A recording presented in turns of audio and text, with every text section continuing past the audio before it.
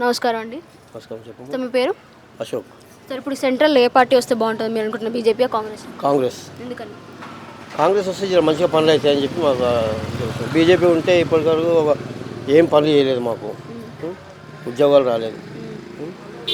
Gas రేట్లు తక్కువ కాలేదు, పెట్రోల్ రేట్లు తక్కువ కాలేదు, తినే సరుకుల రేట్లు కూడా అందుబాటులో లేవు. ధరలన్నీ పెంచేసారు. అసలు బీజేపీ వస్తే మళ్ళీ ధరలు అట్లే ఉంటాయి, మళ్ళీ డీజిల్ పెట్రోల్ రేట్ అట్లే ఉంటాయి, ఏమీ పెరిగాయి, తక్కువ కావు. మాకు బీజేపీ మీద నమ్మకం లేదు. అయినా లేడీస్కి 0 అకౌంట్లో 15 లక్షలు ఇస్తాం, 10 లక్షలు ఇస్తామని చెప్పారు. ₹1 వేయలేదు వాళ్ళు. అంటే ఇప్పుడు మోడీ గారు వచ్చిన తర్వాత మనకి రామ మందిరం కానీ ఇండియా కానీ 10 సంవత్సరాల్లో బాగా అభివృద్ధి చెందిందని చెప్పేసి అని అంటున్నారు. ఇప్పుడు ఉంటే ఆయన ఇంకా మంచి చేస్తారనే ఆలోచనలో కూడా ఉన్నారు కదా. ఇప్పుడు రామ మందిరం కట్టించడం అదే సంతోషమే, కానీ పబ్లిక్ కూడా చూడాలి కదా. పబ్లిక్ ఓటేస్తేనే కదా వాళ్ళు చేసేది. దేవుని గుడి కట్టిర్రు, మంచిదే, మాకు సంతోషమే అందరికీ. కానీ కాకపోతే ఈ ధరలు తక్కువ కావాలి. ధర తక్కువ చేసిన మేము కూడా వేస్తాం.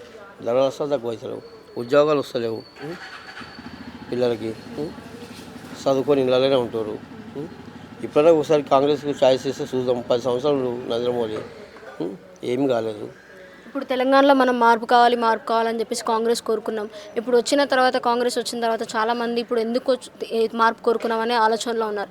అలాగే గత సంవత్సరాల నుంచి ఉన్న కాంగ్రెస్ పార్టీ అప్పటి నుంచి ఏం చేయలేదు, ఇప్పుడు వచ్చి మళ్ళీ కేంద్రంలో ఏం చేస్తుందని మీరు అనుకుంటున్నారు? చేస్తారమ్మా. ఇప్పుడు 3 నెలలు అయింది వచ్చి. మాకు కరెంటు ఫ్రీ ఇచ్చే. ఇప్పుడు ఏది గ్యాస్ 500కి ఇచ్చిండు, వస్తుంది. ఈ నెల నుంచి వస్తుంది, అమలు అయినాయి. మాకు మొన్ననే కరెంటు కూడా ఫ్రీ అని చెప్పేసి వెళ్ళిపోయారు 1 మీటర్కి. కాంగ్రెస్ వస్తే మళ్ళీ ఏమైనా ఇది చేస్తారా అని ఓపెన్ మాకు కాంగ్రెస్ మీద. ఇప్పుడు రాహుల్ గాంధీ గారికి అంత అవగాహన లేదు కదా, ఇప్పుడు ఆయన వచ్చి ఏం చేస్తారని చెప్పేసి అని అంటున్నారు. ఎందుకు లేదమ్మా అవగాహన? చాలా ఉంది అవగాహన, ఎందుకు లేదు? కానీ ఆయన ఒకసారి వస్తే కదా, ఛాయిస్ ఇస్తే కదా. మనం ఛాయిస్ ఇవ్వకపోతే ఎట్లా? ఒకసారి అవకాశం ఇవ్వాలి వాళ్ళకు కూడా అవకాశం ఇస్తే వాళ్ళు ఎట్లా చేస్తారో చూస్తాం. ఒక 5 సంవత్సరాలు వాళ్ళు మంచిగా చేసినాక ఒక 10 సంవత్సరాలు తర్వాత మళ్ళీ ఇప్పుడు కేసీఆర్ పోయినట్టు అవుతుంది వాళ్ళ పని కూడా. మొన్న జరిగిన సభలో రేవంత్ రెడ్డి గారు కేటీఆర్ గారిని మీరు ఎంపీ సీట్లో ఒక్కటి సీట్ అయినా గెలిచి చూపించగలరా అని సవాల్ ఇస్తారు. అది ఇప్పుడు మీరు అనుకుంటున్నారా వాళ్ళు గెలుస్తారని? ఒక సీట్ అయినా టీఆర్ఎస్ కన్ఫర్మ్ గెలుస్తారమ్మా. వాళ్ళు కూడా మంచి పనులు చేసేదిలే, కానీ ఒక దళిత బంధువు అట్లా పెట్టి ఇది కేసీఆర్ అట్లా అయిపోయింది. కానీ వస్తాయి సీట్లు, వస్తాయి కేసీఆర్ కూడా. ఎంపీ సీట్లో 3-4 వస్తాయి, కానీ గెలుస్తారు వాళ్ళు కూడా. మరీ లేకుండా మాత్రం బీఆర్ఎస్ పార్టీకి ఉండదు.